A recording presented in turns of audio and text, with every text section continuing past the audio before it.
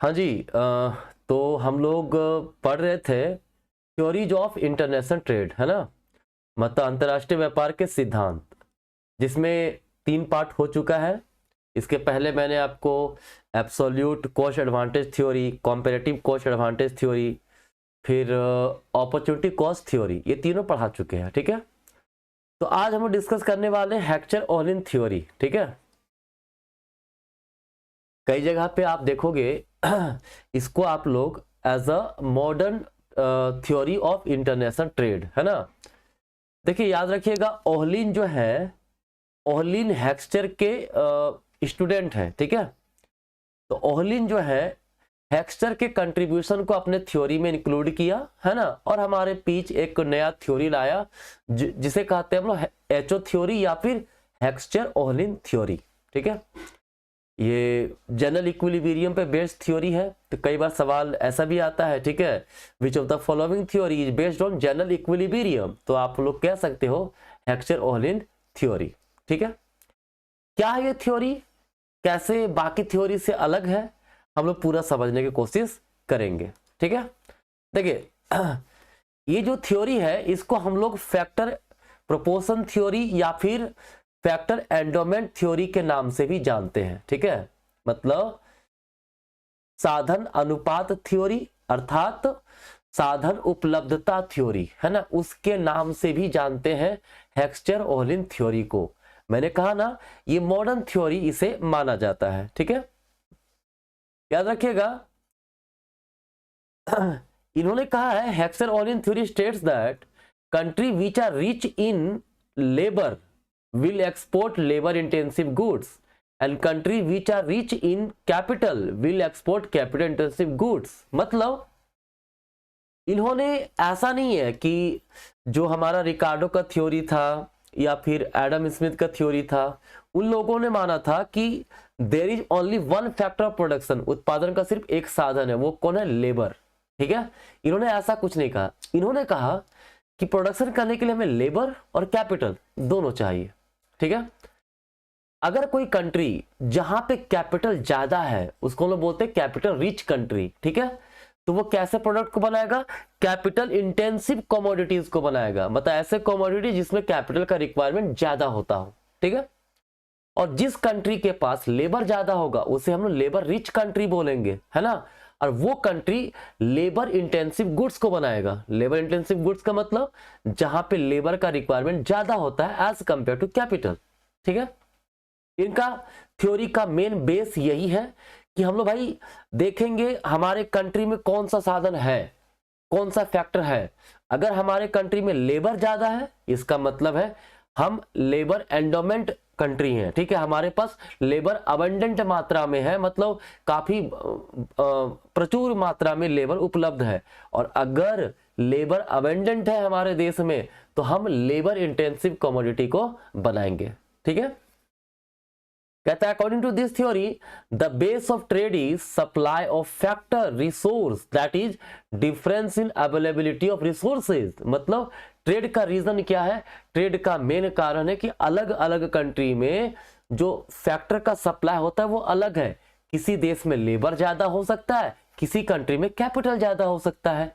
तो जहां पे लेबर ज्यादा है वो लेबर इंटेंसिव गुड्स को बनाएगा, जहां कैपिटल ज्यादा है वो कैपिटल इंटेंसिव गुड्स को बनाएगा, और इस कारण से आपस में ट्रेड होगा। ठीक है, कहता है सपोज नेशन वन, एक कंट्री वन है ना, ई labour abundant and nation two is capital abundant. ठीक है, देखो अगर कोई कंट्री कैसा है, लेबर अबेंडेंट है। लेबर अबेंडेंट है इसका मतलब क्या है, मान लीजिए कंट्री एक्स और वाई है, दो कंट्री है ना। मान लीजिए लेबर अबेंडेंट मतलब लेबर वहां पे, labour of country one is greater than labour capital ratio of country two. इसका मतलब है कि नेशन वन में लेबर ज्यादा है और कंट्री टू में कैपिटल ज्यादा है। इसका मीनिंग ये हुआ। ठीक है, ये याद रखिएगा। और वैसे समय में एक चीज देखेगा, इंटेंस जब हम लोग बात करते हैं इंटेंसिटी की, मतलब कौन सा इंटेंसिव गुड्स, है ना।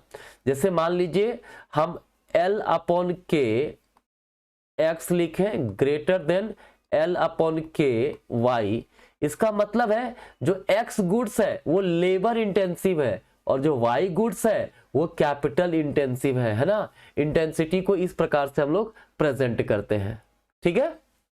देखिए कहता है the country should export and produce the good which makes intensive use of the abundant factor and import the good which make intensive use of cheap factor, ठीक है। देखिए कहता है इसका इस थ्योरी का सिंपल कहना है कि भाई हम उस गुड्स को प्रोड्यूस करेंगे और उस गुड्स का एक्सपोर्ट करेंगे जिसको बनाने वाला फैक्टर हमारे पास ज्यादा हो। जैसे हम कोई भी ऐसा गुड्स बना रहे, एक्स गुड्स बना रहे, एक्स गुड्स कैसा है, लेबर इंटेंसिव है। क्या है, लेबर इंटेंसिव, ठीक है।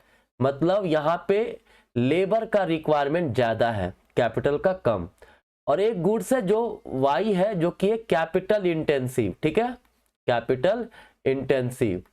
अब कहता है अगर हमारे कंट्री में लेबर ज्यादा हो तो हम लेबर इंटेंसिव गुड्स का प्रोडक्शन करेंगे और उसका एक्सपोर्ट करेंगे। क्योंकि भाई लेबर ज्यादा, लेबर सस्ता में मिलेगा ना, तो हमें लेबर इंटेंसिव गुड्स का प्रोडक्शन करना चाहिए।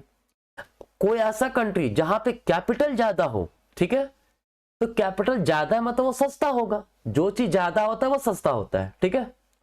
अमेरिका मान लो कैपिटल ज्यादा है तो कैपिटल वहां पे सस्ता होगा। तो अमेरिका को कैपिटल इंटेंसिव गुड्स बनाना चाहिए और उसका एक्सपोर्ट करना चाहिए, ठीक है। इसको हम लोग डायग्राम से समझते हैं, है ना। देखिए कहता है कि मान लीजिए ये जो है थोड़ा सा टेढ़ा बन गया, ओके, मैं इसको, देखिए मान लीजिए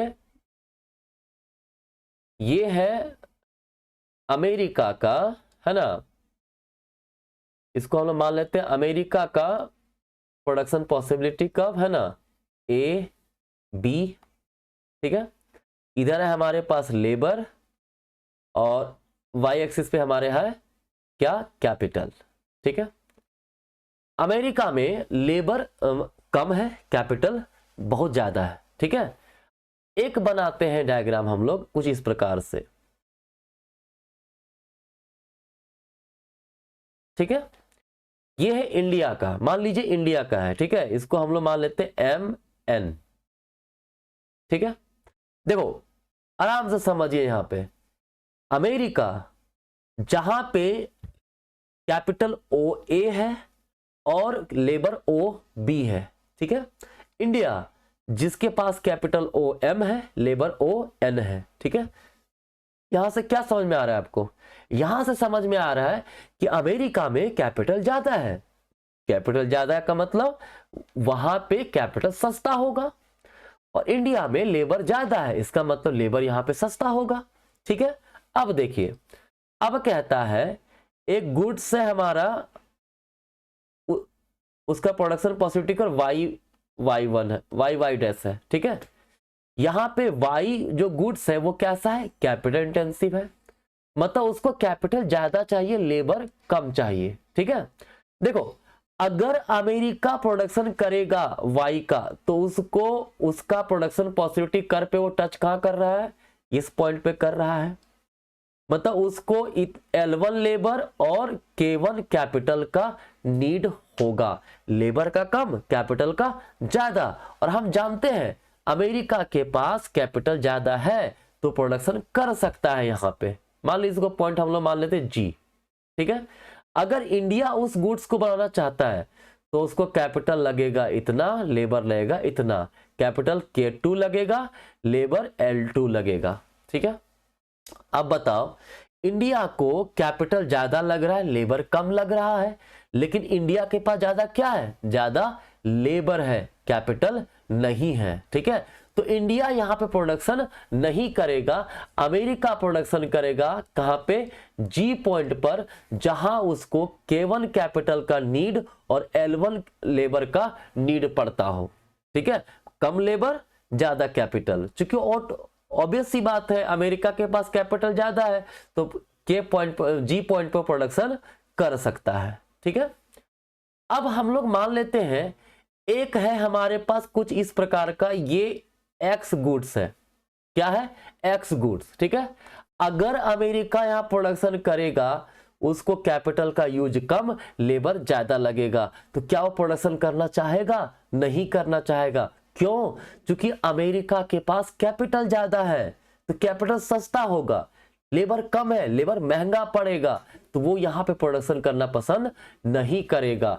लेकिन क्योंकि इंडिया का जो हमारा जो प्रोडक्शन पॉसिबिलिटी कर्व है, जो लाइन है, वो MN है, हम लोग उसके पैरेलली सीधा खींच सकते हैं एक नया लाइन। ठीक है, क्योंकि कहा जाता है कि अगर कोई लाइन हो तो उसका पैरेलली खींचो तो रेशियो में चेंजेस नहीं होगा। तो यहां पे इंडिया का हालत देखो, अगर इस पॉइंट पे प्रोडक्शन करेगा तो उसको लेबर का रिक्वायरमेंट L2 होगा, कैपिटल का रिक्वायरमेंट K2 होगा। भाई लेबर का ज्यादा रिक्वायरमेंट है, कोई दिक्कत नहीं, इंडिया के पास लेबर ज्यादा है ना, लेबर ज्यादा है, वो प्रोडक्शन कर सकता है। कैपिटल का रिक्वायरमेंट कम है, वो कैपिटल का यूज कर सकता है। ठीक है, क्योंकि इंडिया के लिए ये फायदेमंद स्थिति है एक्स का प्रोडक्शन करना। यहाँ पे हम जे मान लेते हैं, जे पॉइंट पे प्रोडक्शन का फायदा है। क्यों? क्योंकि इंडिया को लेबर ज्यादा, कैपिटल कम लग रहा है, और इंडिया के पास लेबर ज्यादा है तो वो ज्यादा लेबर का यूज कर सकता है, कोई दिक्कत नहीं है। अमेरिका प्रोडक्शन जी पे करेगा। क्यों? क्योंकि अमेरिका के पास कैपिटल ज्यादा है तो वो कैपिटल का यूज कर सकता है। ठीक है, तो ये थ्योरी का बेसिक कंक्लूजन यही है कि the basis of international trade is the difference between the commodity prices in the two countries. Trade क्यों होता है? क्योंकि कमोडिटी का प्राइस से दो कंट्री में अलग अलग होता है। अरे कमोडिटी का प्राइस अलग क्यों होता है? क्योंकि difference in commodity price due to difference in the cost of price. Production करने में जो कॉस्ट लगता है वो अलग है। इंडिया में लेबर इंटेंसिव गुड्स सस्ता होगा। क्यों? क्योंकि यहां पे इंडिया में लेबर ज्यादा है। ठीक है, लेबर ज्यादा है तो लेबर का खर्चा भी कम है, लेबर ज्यादा है तो लेबर का खर्चा कम, तो लेबर से बनने वाला वस्तु भी सस्ता होगा। अमेरिका में कैपिटल ज्यादा है तो कैपिटल से बनने वाला गुड्स सस्ता होगा, तो इंडिया अमेरिका से कैपिटल गुड्स खरीदेगा और अमेरिका इंडिया से लेबर इंटेंसिव गुड्स को खरीद लेगा। ठीक है, ये बेसिकली हैक्स्टर-ओलिन थ्योरी का कहना है। मतलब भाई सिंपल, एक सिंपल सेंटेंस में बता रहे हैं, जिस कंट्री में जो फैक्टर ज्यादा हो उससे रिलेटेड गुड्स का वो प्रोडक्शन करेगा, उसका एक्सपोर्ट करेगा। जो कंट्री में जो फैक्टर कम हो उससे रिलेटेड गुड्स का वो प्रोडक्शन नहीं करना चाहेगा, वो इंपोर्ट करेगा। जैसे इंडिया में लेबर ज्यादा है तो इंडिया लेबर इंटेंसिव गुड्स बना के उसको एक्सपोर्ट करेगा। अमेरिका में कैपिटल ज्यादा है तो वो कैपिटल इंटेंसिव गुड्स बना के वो एक्सपोर्ट करेगा। ये है हैक्स्टर-ओलिन का थ्योरी। ठीक है, कुछ क्रिटिसिज्म है, कहता है हमारा जो विनहोल्ड है ना, उन्होंने कहा है according to him it is commodity prices which determines the factor prices and not the other way around. मतलब देखो हैक्स्टर-ओलिन ने कहा है कि अगर हमारे पास फैक्टर कोई ज्यादा है तो उससे बनने वाला गुड सस्ता होगा, क्योंकि वहां फैक्टर वो सस्ता। हमारे इंडिया में लेबर ज्यादा है तो लेबर सस्ता होगा, तो लेबर से बनने वाला गुड्स भी सस्ता होगा। ये ऐसा कहना है हैक्स्टर-ओलिन का। लेकिन जो हमारे विनहोल्ड है उन्होंने कहा है कि भाई कमोडिटी का जो प्राइसेस है वो डिसाइड करता है कि फैक्टर का प्राइस कैसा होगा। मतलब लेबर जो गुड्स को बनाता है अगर वो बहुत महंगा है तो लेबर भी महंगा होगा। इनका उल्टा कहना है। ठीक है, इनका कहना है कि कमोडिटी का कीमत के, वस्तु के कीमत के कारण फैक्टर का कीमत डिटरमाइन होता है। हैक्स्टर-ओलिन ने कहा है कि फैक्टर प्राइसेस के द्वारा डिसाइड होता है कमोडिटी का प्राइस। ठीक है, हैबरलर का कहना है according to him the theory based on partial equilibrium analysis. देखो हैक्स्टर-ओलिन कहते जरूर है, हैक्स्टर-ओलिन के बहुत लोग कहते हैं कि ये जनरल इक्विलिब्रियम बेस्ट है, लेकिन हैबरलर का कहना है कि भाई ये जनरल इक्विलिब्रियम कैसे हुआ, ये तो पार्शियल इक्विलिब्रियम है। क्यों? क्योंकि ये कमोडिटी मार्केट, फैक्टर मार्केट, दोनों में इक्विलिब्रियम एक साथ तो नहीं दिखा रहा है। जनरल इक्विलिब्रियम का मतलब क्या होता है? कमोडिटी मार्केट, फैक्टर मार्केट दोनों में साइमल्टेनियसली इक्विलिब्रियम होना चाहिए, बट यहां पर तो ऐसा कोई बात कहा नहीं गया। ठीक है, लेकिन अब एक सवाल मन में आपके आएगा, अगर एग्जाम में पूछ दिया which of the following theory is based on general equilibrium model, और एग्जाम्पल में हो absolute cost advantage theory, comparative advantage theory, HO theory, none of these, तो वहां पे आपको आंसर करना पड़ेगा एचओ थ्योरी। ये क्रिटिसिज्म है बस, है ना, तो बस याद रखिएगा। यही है आपका हेक्स्टर ओहलिन का theory. I hope it is clear.